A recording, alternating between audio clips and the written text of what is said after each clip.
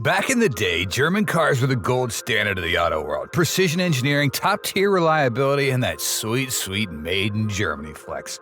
But these days, oof. Owners are pulling their hair out over software glitches, endless repairs, and cost-cutting nightmares. So what happened? Buckle up, because we're about to spill the oil-stained truth about why German cars aren't what they used to be. The fall from grace. Where did it all go wrong? Once upon a time, German cars were built like tanks. They had an indestructible reputation. Mercedes W124s running for 1 million kilometers, BMWs that never quit, and Volkswagens that actually worked. Owning a German car used to mean you were driving something that could survive an apocalypse. But fast forward to today, and a brand new Mercedes might have less reliability than Grandma's 1990s Toyota Corolla. And if you think that's an exaggeration, let's talk about Consumer Reports' latest reliability survey. Porsche barely made the top 10 at 8th.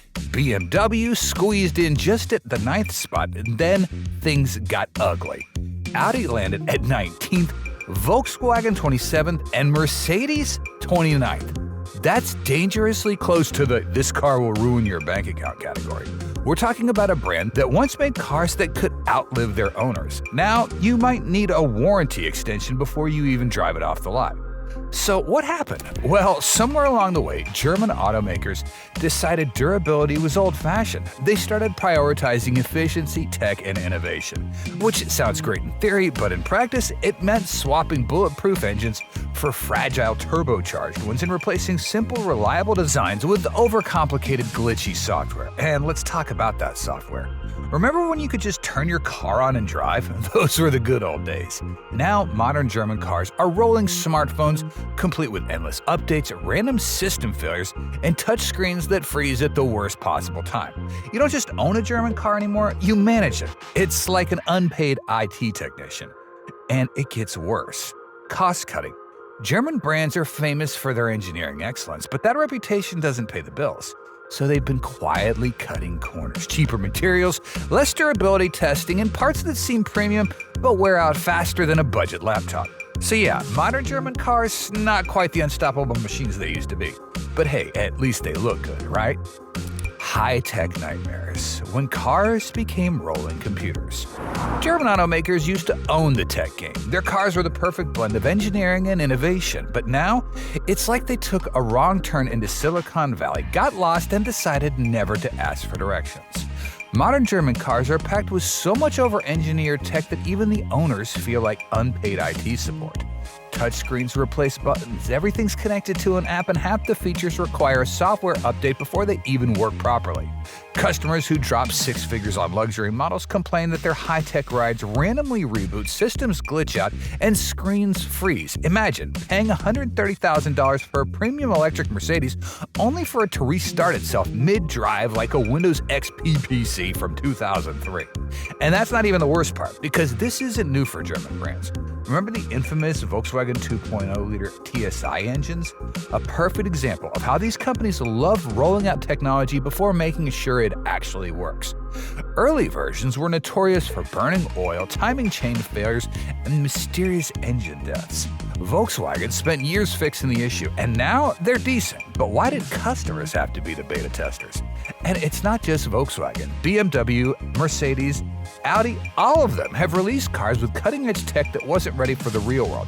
Instead of simple, reliable engineering, we now get gimmicks, touchscreen overload, and fragile components that seem designed to break just after the warranty expires. So yeah, German brands still innovate, but sometimes it feels like they're throwing tech at the wall and just hoping something sticks. Dieselgate, the scandal that shook the industry. Ah yes, Dieselgate, the moment when German automakers decided laws were more like casual suggestions. In 2015, Volkswagen got busted for installing software that cheated emissions tests, making their diesel cars seem cleaner than they actually were. Spoiler alert, they weren't. This little stunt cost VW over $30 billion in fines and settlements. Yes, billion with a B, plus a massive hit to their reputation. And you'd think that after that colossal disaster, German automakers would take a long, hard look in the mirror and say, maybe we should stop scamming people. But nope, reports of quality control issues, hidden recalls, and sketchy software tricks keep surfacing. Enter journalist Nico Ganzer, who got so fed up with the nonsense that he started a website dedicated to exposing car defects. Because apparently German manufacturers have a habit of sweeping problems under the rug instead of, fixing them. Imagine buying a high-end luxury car expecting top-tier engineering and instead getting a rolling list of factory defects that nobody told you about. And let's be real, modern German cars are basically warning light factories. You start the car and boom, your dashboard looks like a Christmas tree in Times Square. Is it the check engine light, a random sensor freaking out, the car trying to tell you it needs an exorcism? Who even knows? What's crazy is that this is the same country that gave us engineering legends like the Mercedes W124 and Porsche's 911. Now you got owners of brand new Audis Googling, why won't my car stop beeping? German cars still have style, performance, and innovation. But lately, they also come with a side of frustration and a customer service hotline on speed dial. The cheap materials problem. Where's the luxury? German cars used to ooze quality. Every button had the satisfying, expensive click. The materials, premium. Craftsmanship, flawless. Those cars aged like a fine wine, better with time.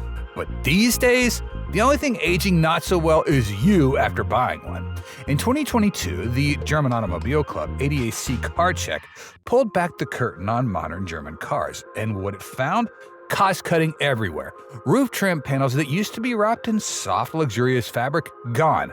Armrests and door handles that once felt solid and premium, now just hollow plastic.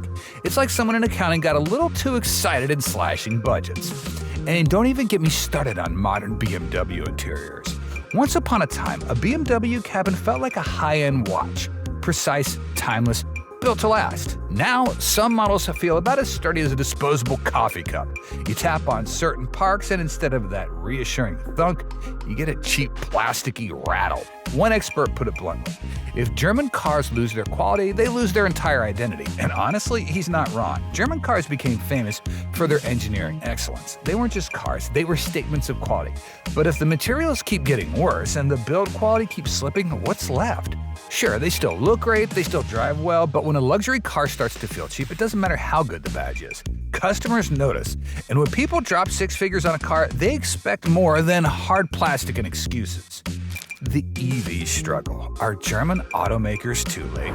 The future is electric, but German automakers, they're still stuck in traffic.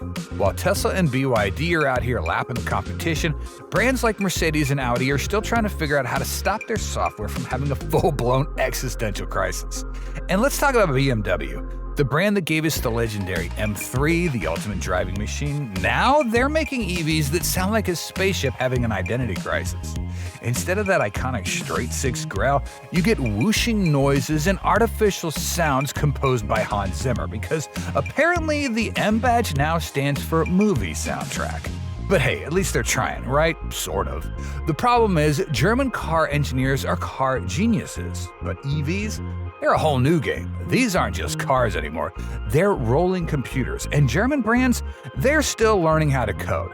Look at Volkswagen's ID lineup, a perfect example of the struggle. The ID3 and ID4 launched with glitchy infotainment, frustrating touch controls, and software updates that took longer than a Windows XP reboot. Customers bought a car but ended up beta testing an operating system. Meanwhile, Tesla and BYD are miles ahead, churning out EVs that aren't just fast but also smart, efficient, and loaded with seamless tech. German automakers know they have to catch up, but the transition, it's been bumpy. They can build amazing cars, no doubt about that, but now they need to build amazing software, and let's just say that part isn't going smoothly. Are German cars still worth it? Despite reliability nightmares, wallet-draining maintenance, and tech that sometimes acts possessed, German cars are still flying off the lots. Why? Because let's be real, they're still fun, fast, and ridiculously good-looking. There's just something about them. A BMW M3 sliding around a corner? Chills. A Porsche 911 pulling up with that signature silhouette? Timeless. Even an Audi RS7 rolling by with its aggressive stance? Instant head-turner. German cars just have the energy. They make you feel something when you drive them. Something that a beige Toyota Corolla simply does not. But here's the real question. Are they worth the headache? If you're cool with spontaneous check engine lights, random electronic glitches, and the occasional $5,000 repair bill, then absolutely, you'll love every second behind the wheel when it's actually running. But if you want a car that works, that starts every morning without an existential crisis, maybe stick with Honda or Toyota. They won't impress your car enthusiast friends, but they also won't leave you stranded on the highway, questioning your life choices. At the end of the day, the glory days of indestructible German engineering are over. They still look incredible and drive like a dream, but let's just say they might also turn off at a red light because of a mysterious software bug. So, are German cars still the best, or just overpriced headaches with a fancy badge? Let us know in the comments and subscribe for more.